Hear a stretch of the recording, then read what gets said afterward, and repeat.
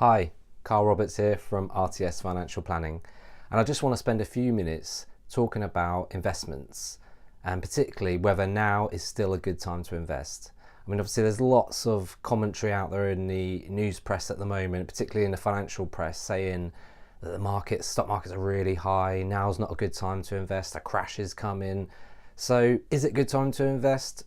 Well, to be honest, I don't know. It all depends on your individual circumstances.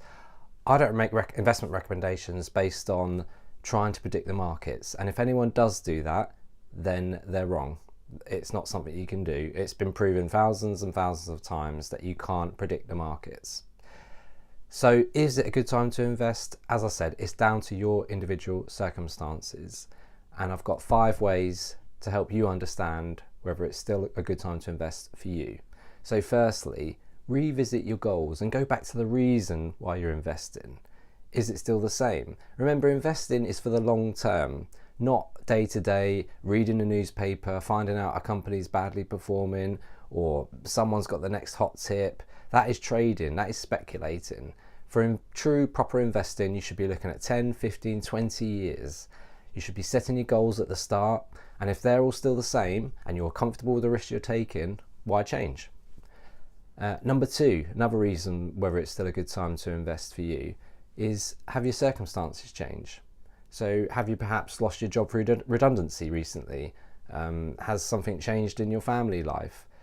That could be a reason why you may want to change your investments or disinvest or maybe invest a bit more.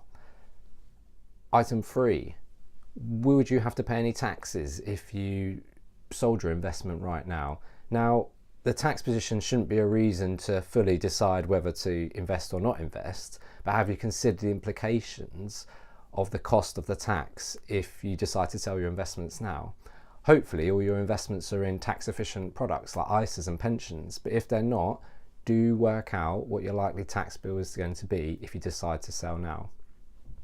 4, where else do you put your money if you're not investing? Okay, so you go and hold it in cash. But what sort of interest rates can we get at cash at the moment? I mean, yes, interest rates have gone up recently, but they're predicted to go up tiny amounts, and they may go back down if Brexit doesn't work out the way we want it to. So if you're not going to invest your money, it's probably going to sit in cash earning very low rates. Inflation's quite high at the moment, so that actually means you're going to be losing money. So where else are you going to put your money? If you're going to disinvest, make sure it's still going to be working hard somewhere. And finally, are you just reading the news too much? Are you just becoming fearful of all the headlines? Don't worry about the headlines. As long as the other 4 things that I've just mentioned, you've covered and looked at all of them, don't worry about headlines, because headlines are there to sell negativity. Negativity sells, and also brokers and investment fund managers, they want you to trade all the time because that's where they make their money. They charge broker fees, they charge buys and sell fees. So don't fall into the trap of investing based on headlines. There's 3 key things you always want to be clear on if you're going to make an investment. And they are: 1, why are you investing? What's the reason for investing? Don't just invest for the sake of it, because how do you know when you've made the money you need to make? 2, how long are you investing for? The longer the better. It should be 10 years minimum if you're making an investment. And finally, making sure you're comfortable with the risk you're taking with your investments. You need to understand what your investment portfolio is going to do in different types of market. When the markets are up and when the markets are down, you need to know the level of risk you're taking. If you've got those 3 things covered, then why change your investment strategy? I hope that helps. That's Carl Roberts from RTS Financial Planning.